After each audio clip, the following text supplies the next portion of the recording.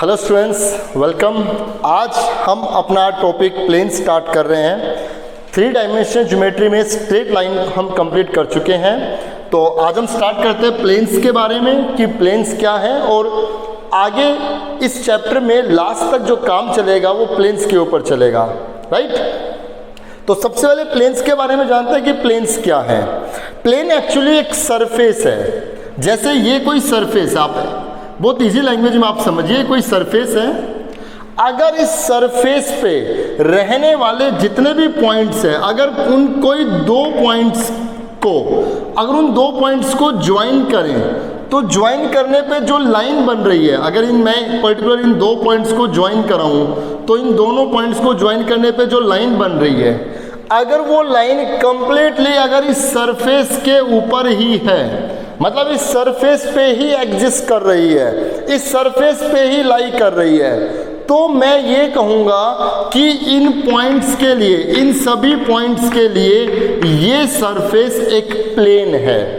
मतलब locus of points है, ये लोकस ऑफ पॉइंट है, ये पॉइंट है, ये पॉइंट है। इन दोनों पॉइंट को ज्वाइन करके जो लाइन सेगमेंट बना, अगर ये लाइन सेगमेंट इस सरफेस पे ही है, इस सरफेस से बाहर नहीं है, ये पॉइंट है, इन दोनों पॉइंट को ज्वाइन करके जो लाइन सेगमेंट बना, अगर वो लाइन सेगमेंट इस सरफेस पे ही है, इस सरफेस से बाहर नहीं है, तो ऐसे जितने भी पॉइंट्स हैं उन सभी पॉइंट से ज्वाइन करके जो लाइन बन रही है, मतलब इन सभी पॉइंट से जो लोकस बनेगा, वो लोकस इस सरफेस के ऊपर जो है, वो सरफेस उन पॉइंट्स का प्लेन कहलाएगा, राइट। अब धीरे धीरे आप 3D में जानोगे इन सब बातों को कि क्या है। तो आज का जो हमारा टॉपिक है, सबसे पहले हम इन प्लेन की इक्वेशंस के बारे में जान रहे हैं कि प्लेन की इक्वेशंस क्या होती है। तो सबसे पहले हम इक्वेशन ऑफ प्लेन के बारे में जानेंगे। 3 डायमेंशनल ज्योमेट्री में क्या होगा, आपको ज़्यादा से ज़्यादा इमेजिन करना पड़ेगा, क्योंकि 3D में सारी चीज़ें हम बना करके नहीं दिखा सकते हैं। ये थोड़ी रिस्ट्रिक्शंस है हमारे सामने, बैरियर है, थोड़ी प्रॉब्लम है। तो आप इमेजिन कीजिएगा कि वो 3D में कुछ ऐसा हो रहा है, तब उनकी इक्वेशन बनाई जा रही है। और जो मैं आपसे बात बताते चलूँ, उनको आप नोट करते रहें और उनके पीछे रीजन लिखते रहें। कैसे? सबसे पहले हम किसी प्लेन की इक्वेशन निकालना सीख रहे हैं जनरल फॉर्म में। मतलब मैं किसी भी प्लेन की इक्वेशन चाहे कैसे भी फॉर्म में सोल्व करूं, मतलब इस जनरल फॉर्म के बाद जितने भी फॉर्म्स आएंगी, उन सभी फॉर्म्स में अगर मैं प्लेन की इक्वेशन को सोल्व करूं, तो इन द एंड वो सब सोल्व होकर के ax plus by plus cz plus d is equal to 0, वो सब की सब ऐसी फॉर्म में बन जाएगी। तो किसी भी प्लेन की इक्वेशन जनरल फॉर्म में ax plus by plus cz plus d is equal to 0 होती है। चाहे आप कैसे भी फॉर्म को सोल्व कर लो, इन द एंड वो जा करके ऐसी फॉर्म बन जाएगी। अब यहाँ पर जो x y z है, वो तो आपको मालूम ही है, x y z तो वेरिएबल्स रहेंगे, बिना x y z के तो इक्वेशन बनेगी नहीं। तो ये x y z क्या है? ये x y z उस प्लेन पे रहने वाले ग्रुप ऑफ पॉइंट्स हैं, उन सभी पॉइंट्स को ये x y z रिप्रेजेंट कर रहे हैं। ABC क्या है? ABC उस प्लेन के डायरेक्शन रेशियो हैं। ABC जो x के आगे है, जो y के आगे है, जो z के आगे है, वो उस प्लेन के डायरेक्शन रेशियो है। और ये d कोई कांस्टेंट है। ये जब किसी भी फॉर्म को जब आप सोल्व करोगे तो लास्ट में कांस्टेंट भी बचेगा, वो ये d कांस्टेंट है। चलिए, तो ये जनरल फॉर्म आप नोट कर लें, ax plus by plus cz plus d is equal to 0। This is the equation of plane in general form. अगर किसी भी मैथमेटिक्स में अलजेब्रिकली अगर आप कोई भी इक्वेशन देखते हो जिसमें 3 वेरिएबल हैं x y z, और उन तीनों वेरिएबल पे हाईएस्ट पावर 1 1 1 है, तो आप समझिए वो किसी प्लेन की इक्वेशन है इन 3 डायमेंशनल ज्योमेट्री। अब हम चलते हैं normal form, equation of a plane in normal form. Plane की इक्वेशन किस फॉर्म में? नॉर्मल फॉर्म में। तो किसी भी प्लेन की इक्वेशन नॉर्मल फॉर्म में क्या होगी? r dot n vector is equal to q। इसको बड़ा डिटेल से समझते हैं। r dot n vector is equal to q। अब आर वेक्टर यहाँ पर क्या है, आर वेक्टर तो फिक्स है xi plus yj plus zk, मतलब आर वेक्टर में x y z पॉइंट्स रहेंगे। मतलब ये आर वेक्टर इस प्लेन पे रहने वाले जितने भी पॉइंट्स उन सबके लोकस को रिप्रेजेंट कर रहे हैं। तो आर में तो x y z रहेंगे, वो अननोन पॉइंट सब हैं, जिससे वो इक्वेशन बनेगी। एन वेक्टर क्या है, एन वेक्टर ही हमारा नॉर्मल वेक्टर है। यहाँ पे जो एन वेक्टर है वो हमारा नॉर्मल वेक्टर है, और इस नॉर्मल वेक्टर में जो एन वेक्टर हमारा नॉर्मल वेक्टर है, इस नॉर्मल वेक्टर में उस प्लेन के डायरेक्शन रेशियो रहेंगे।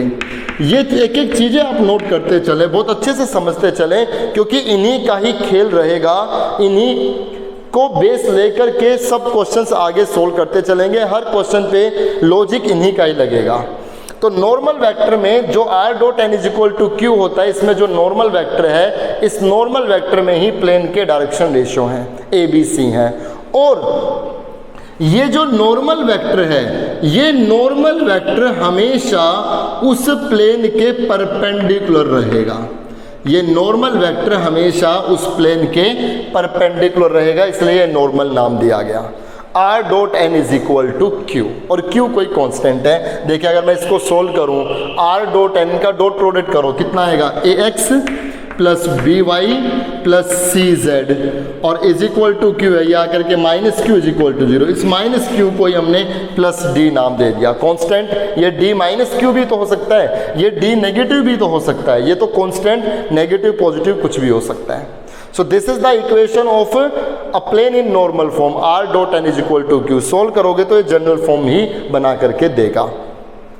इसमें एक चीज और समझते हैं, अगर मैं इन दोनों को, मतलब अगर मैं इन दोनों साइड यहां पर n वेक्टर के मैग्नीट्यूड से डिवाइड कर दूं, यहां पे भी और यहां पे भी, मैंने क्या किया, मैंने दोनों तरफ इस नॉर्मल वेक्टर के मैग्नीट्यूड से डिवाइड करा दिया। इसको भी नॉर्मल वेक्टर के मैग्नीट्यूड से डिवाइड करा दिया, और इसको भी नॉर्मल वेक्टर के मैग्नीट्यूड से डिवाइड करा दिया।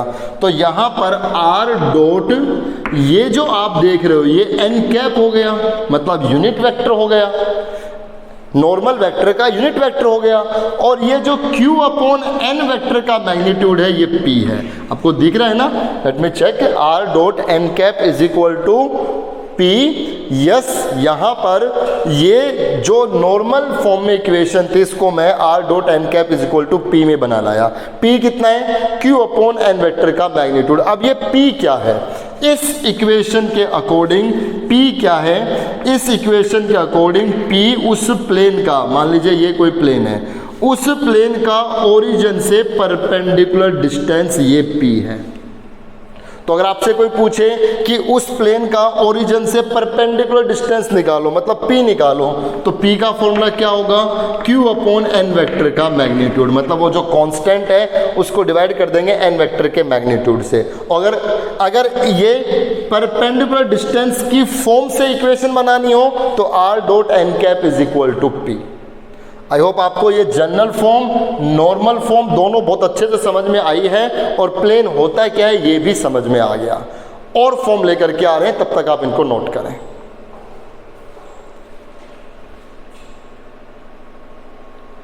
Equation of a plane in one point form, ये सब हम बातें क्या पढ़ रहे, किस पे पढ़ रहे हैं, इक्वेशन ऑफ प्लेन पे।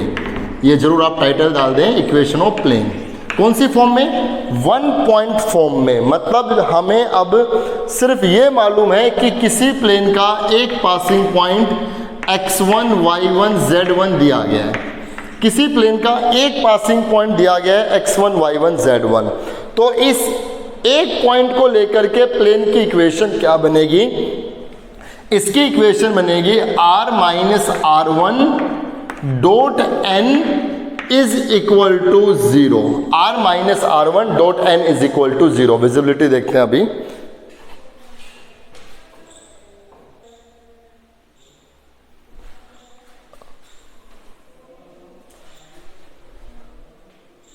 r minus r1 dot n is equal to 0।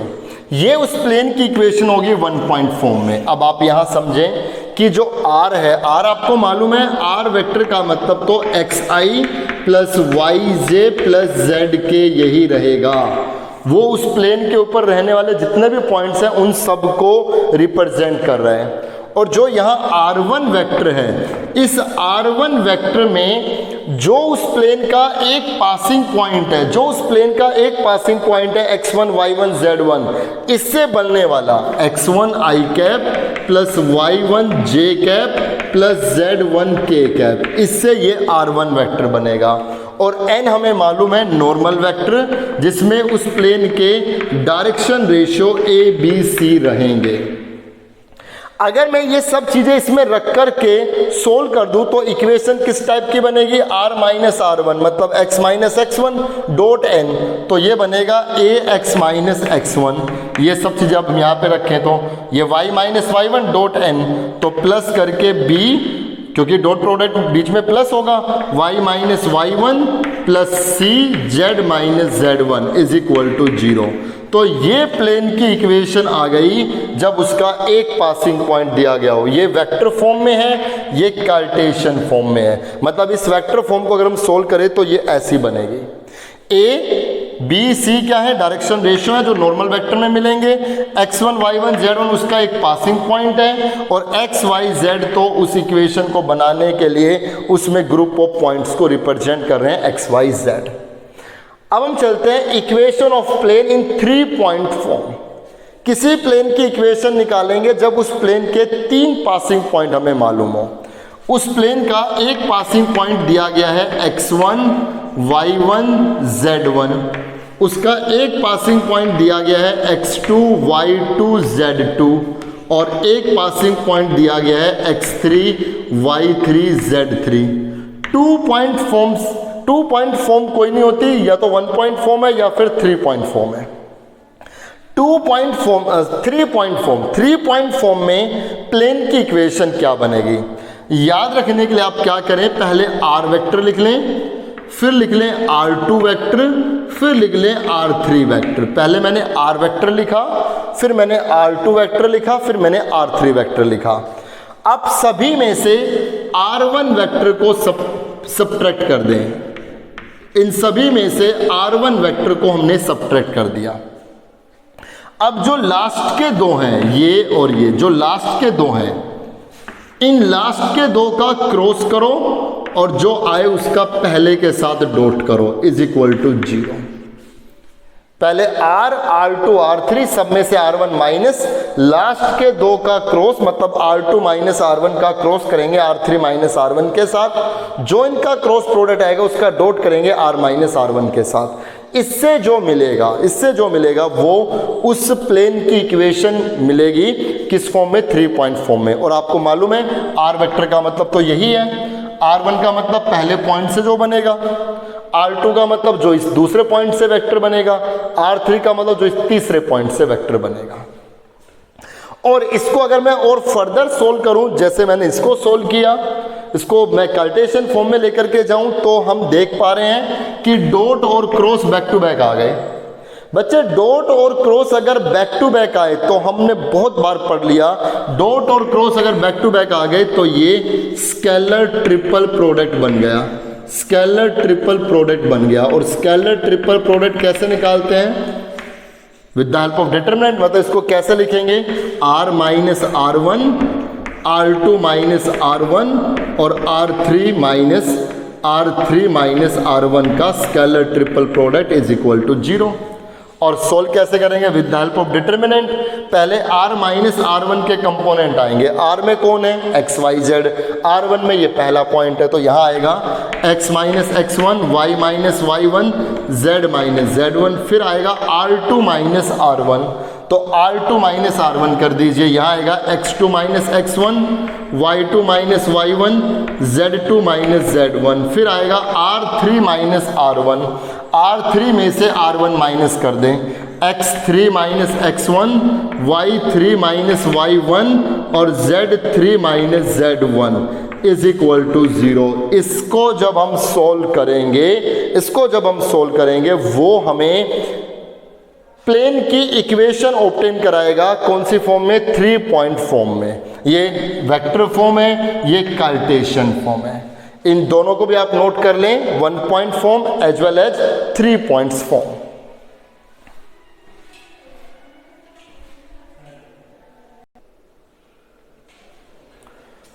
Intercept form में जानते हैं equation of a plane in intercept form. किसी भी प्लेन की इक्वेशन इंटरसेप्ट फॉर्म में क्या होगी? तो आप देखिए इंटरसेप्ट फॉर्म में किसी प्लेन की इक्वेशन क्या बनेगी। ये हमारे 3 डायमेंशंस हैं, x axis, y axis, z axis. ये कोई प्लेन है, राइट, ये कोई प्लेन है और इस प्लेन ने एक्स एक्सिस को ओरिजिन से ए डिस्टेंस पे कट किया। इस प्लेन ने वाई एक्सिस को ओरिजिन से बी डिस्टेंस पे कट किया और इस प्लेन ने जेड एक्सिस को ओरिजिन से सी डिस्टेंस पे कट किया। तो इस प्लेन की equation x upon intercept on x axis plus y upon intercept on y axis plus z upon intercept on z axis is equal to 1। ये उस प्लेन की इक्वेशन आ जाएगी इंटरसेप्ट फॉर्म में। जो भी उसके इंटरसेप्ट्स हैं x अपॉन वाई एक्सिस पे y अपॉन जेड एक्सिस पे z upon is equal to 1। ये इंटरसेप्ट फॉर्म में उस प्लेन की इक्वेशन आ जाएगी, राइट। और हम अगर मैं रिवाइज करूं तो हमने क्या क्या पढ़ा, प्लेन की डेफिनेशन जानी, प्लेन की इक्वेशन जनरल फॉर्म में, नॉर्मल फॉर्म में, 1 point form, 3 point form and intercept form. ये सब प्लेन की इक्वेशन आपके सिलेबस में, प्लेन की इक्वेशन ये फॉर्म में, इससे बाहर नहीं है। तो आप सबको बहुत अच्छे से समझ में आया होगा, नोट कर लें। चलिए अब हम इस एक्सरसाइज की शुरुआत करते हैं। एक्सरसाइज 13.6 में एक क्वेश्चन नंबर फर्स्ट पार्ट में कह रहे हैं find the Cartesian equation of the plane which vector equation is this. ये किसी प्लेन की वेक्टर इक्वेशन दी गई है, इसको कार्टेशियन इक्वेशन बनाना है। तो कार्टेशियन इक्वेशन कैसे बनेगी? आर वेक्टर हमारे लिए एक्स आई प्लस वाई जे प्लस जेड के हो गया, इसका हम डॉट प्रोडक्ट कर देंगे 2i प्लस 3j माइनस के इज इक्वल टू 1 के साथ। मतलब आर वेक्टर की जगह एक्स वाई जेड की फॉर्म में लिख दें तो ये बन जाएगा 2x, ये बनेगा प्लस 3y, ये बनेगा माइनस जेड प्लस 1 यहाँ करके minus 1 is equal to 0। This is the equation of this plane in Cartesian form. So simple. Question number 2 में आते हैं। Find the vector equation of a plane which is at a distance 4 unit from the origin। एक plane की equation निकालिए जिसका origin से distance 4 unit है। तो आप याद करो नॉर्मल फॉर्म में हमने ये बात डिस्कस की थी, अगर किसी प्लेन का डिस्टेंस ओरिजिन से दिया गया हो तो वो p है, p की वैल्यू 4 दी गई है, ओरिजिन से परपेंडिकुलर डिस्टेंस 4 है and which is normal to the vector this. और वो प्लेन इस नॉर्मल, वो प्लेन इसके नॉर्मल है, मतलब इसके परपेंडिकुलर है। तो इसका मतलब उस प्लेन के परपेंडिकुलर एक वेक्टर दिया गया है। अगर उस प्लेन के परपेंडिकुलर कोई वेक्टर दिया गया है तो वो उसके नॉर्मल वेक्टर का काम करेगा। तो नॉर्मल वेक्टर कितना है? क्योंकि मैंने बताया नॉर्मल वेक्टर हमेशा प्लेन के परपेंडिकुलर होता है और नॉर्मल वेक्टर में ही डायरेक्शन रेशियो होते हैं।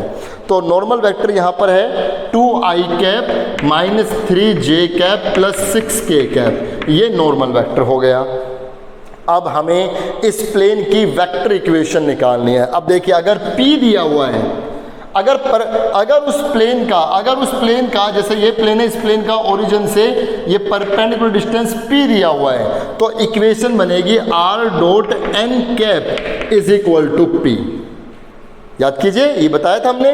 तो r डॉट n कैप कर दीजिए, कितना आएगा 2i cap minus 3j cap plus 6k cap divided by, क्योंकि n कैप मतलब ऊपर ये वेक्टर, नीचे इसका मैग्नीट्यूड, n कैप इसका यूनिट वेक्टर, 4 9 36 7 आ जाएगा इज इक्वल टू p मतलब 4, ये यहाँ multiply. So r dot 2i cap minus 3j cap plus 6k cap is equal to 28। ये हमें उस प्लेन की इक्वेशन मिल गई वेक्टर फॉर्म में। बहुत आसान बातें आप देखते चलना, बहुत आसान बातें हैं। क्वेश्चन नंबर 3 बिल्कुल इसकी तरह है। Question number 4b। Question number 4 में क्या करना है कि आपको एक प्लेन की इक्वेशन दी गई है और उस प्लेन का ओरिजिन से परपेंडिकुलर डिस्टेंस निकालना है। जैसे क्वेश्चन नंबर 4 में r dot r dot 2i cap minus j cap plus 2k cap, 2i cap minus j cap plus 2k cap is equal to 9, ये दिया गया है। ये प्लेन की इक्वेशन दी गई है और इसमें मुझे length of perpendicular from the origin to the plane, मतलब उस प्लेन का ओरिजिन से परपेंडिकुलर डिस्टेंस निकालना है, मतलब सिंपली p निकालना है। तो अब ये इक्वेशन किस फॉर्म में है, r dot n is equal to q की फॉर्म में है, क्योंकि नॉर्मल फॉर्म तो यही रहती है।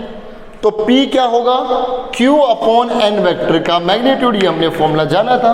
सो p is equal to q कितना है 9 अपॉन n वेक्टर का मैग्नीट्यूड, n वेक्टर ये है, इसका मैग्नीट्यूड कर दीजिए 4 1 4 9 9 का रूट 3, ये कैंसिल। तो इस प्लेन का ओरिजिन से परपेंडिकुलर डिस्टेंस कितना है, 3 यूनिट इसका डिस्टेंस आ गया। क्वेश्चन नंबर 4 हमने कंप्लीट किया। क्वेश्चन नंबर 5 6 7 इनमें आते हैं, तब तक आप ये करें।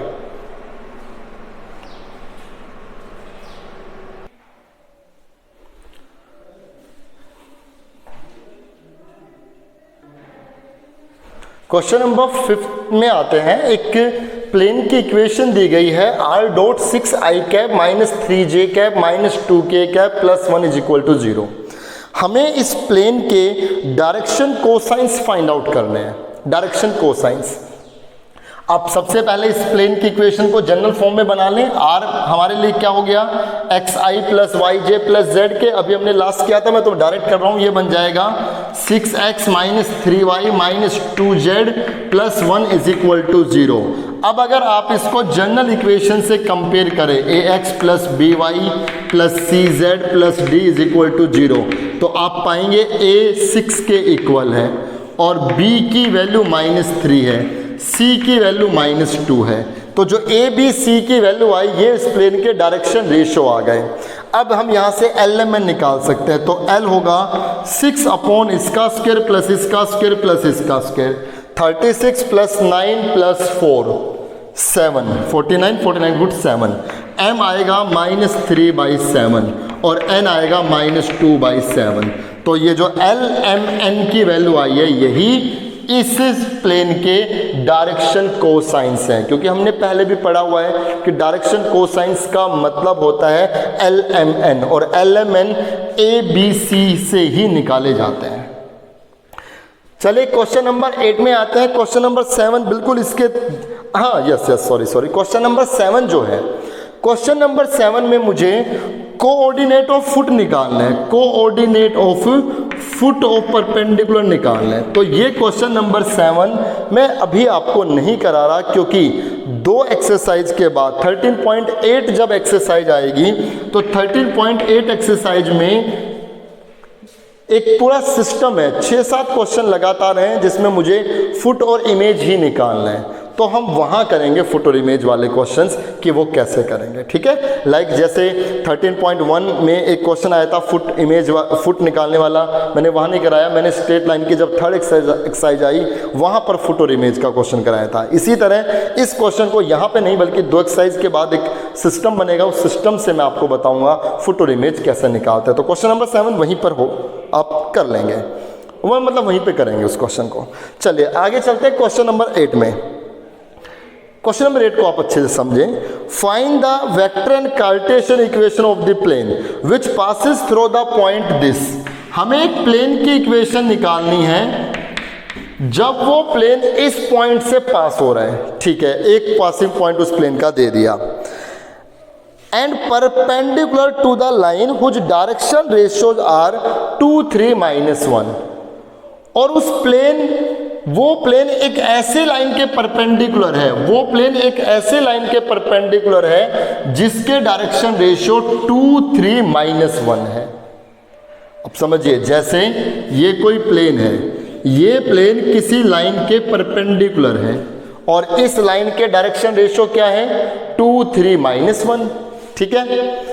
हमारा जो नॉर्मल वेक्टर है, हमारा जो नॉर्मल वेक्टर है, प्लेन का जो नॉर्मल वेक्टर है, वो भी प्लेन के परपेंडिकुलर होता है, आप समझ पा रहे होंगे।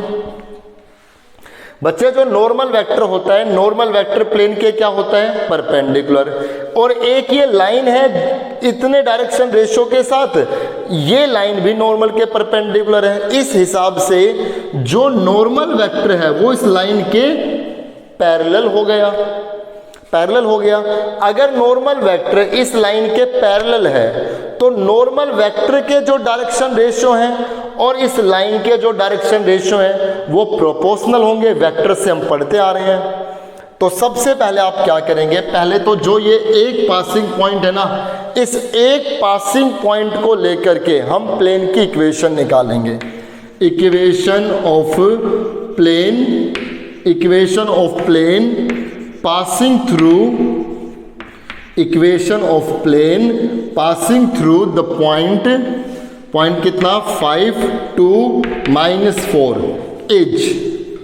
किसी प्लेन की इक्वेशन जो इस पॉइंट से पास हो रहा है उसकी इक्वेशन क्या बनेगी, ax - x1 plus b y - y1 plus c z - z1 is equal to 0। ये उस प्लेन की इक्वेशन हो गई, ax - x1 plus b y - y1 plus c z - z1 is equal to 0। यहां हमने ये कह दिया कि उस प्लेन की इक्वेशन ये है 1 पॉइंट फॉर्म में। अब नॉर्मल और ये पैरेलल है, तो इस नॉर्मल वेक्टर में, प्लेन का जो नॉर्मल वेक्टर है, नॉर्मल वेक्टर में डायरेक्शन रेशियो कौन होते हैं, ABC। जो प्लेन का नॉर्मल वेक्टर है वो इस ABC से बना हुआ होता है और ये लाइन भी परपेंडिकुलर है और इस लाइन के डायरेक्शन रेशियो कौन है, 2 3 -1। अब नॉर्मल भी परपेंडिकुलर, ये लाइन भी परपेंडिकुलर, तो दोनों पैरेलल, दोनों पैरेलल। तो अकॉर्डिंग टू क्वेश्चन क्या होगा, हमारे डायरेक्शन रेशियो, हमारे मतलब नॉर्मल वेक्टर में डायरेक्शन रेशियो कौन है, ABC, और इस लाइन के डायरेक्शन रेशियो 2 3 -1 ये स्केलर मल्टीपल के इक्वल होंगे, मतलब प्रोपोर्शनल होंगे। मतलब A/2 इक्वल होगा B/3 के, इक्वल होगा C/-1 के। क्यों, क्योंकि ये पैरेलल हैं। और इज इक्वल टू, मैंने इसको कोई कांस्टेंट लैम्डा नाम दे दिया, तो यहाँ से A की वैल्यू आ गई 2 लैम्डा, B की वैल्यू आ गई 3 लैम्डा और C की वैल्यू आ गई -, लैम्डा। ABC की जो वैल्यू आई है, ABC की वैल्यूज को हम इस इक्वेशन में रख देंगे जो हमने 1 पॉइंट फॉर्म से बनाई थी। क्या बनेगी, A की जगह कितना आया 2 लैम्डा x - 5, B की जगह कितना आ गया 3 लैम्डा y - 2 और C की जगह आ गया -lambda z+4 is equal to 0। पूरे को लैम्डा से डिवाइड कर दे तो ये आ गया 2x - 10, ये आ गया 3y - 6, ये आ गया -z - 4। क्योंकि सबको लैम्डा से डिवाइड करेंगे तो लैम्डा तो हट गया। यहाँ आ गया 2x + 3y - z -20 is equal to 0। ये उस प्लेन की इक्वेशन आ गई। कौन सी फॉर्म में पूछा है, वेक्टर और कार्टेशियन दोनों ही फॉर्म में पूछा है। 2x + 3y - z - 20 is equal to 0। अगर मैं इसको वेक्टर फॉर्म में बनाऊं तो क्या लिखूंगा, r लिखते ही मैंने x y z को इसमें ले लिया, तो यहाँ आ जाएगा 2i + 3j - k cap is equal to 20। ये उस प्लेन की इक्वेशन वेक्टर फॉर्म में आ गई, मतलब r.n is equal to q form में आ गई। ये n हमारा नॉर्मल वेक्टर है, q हमारा वो कांस्टेंट है। आई होप आपको समझ में आया होगा क्वेश्चन नंबर 8 अच्छे से कि क्या क्या कंडीशंस थी और क्या हमने इसमें किया। क्वेश्चन नंबर 9 बिल्कुल इसी की तरह। अब क्वेश्चन नंबर 10, 11, 12 ये 3 क्वेश्चन भी इसके जैसे ही हैं। चलिए क्वेश्चन नंबर 10 ले लेते हैं।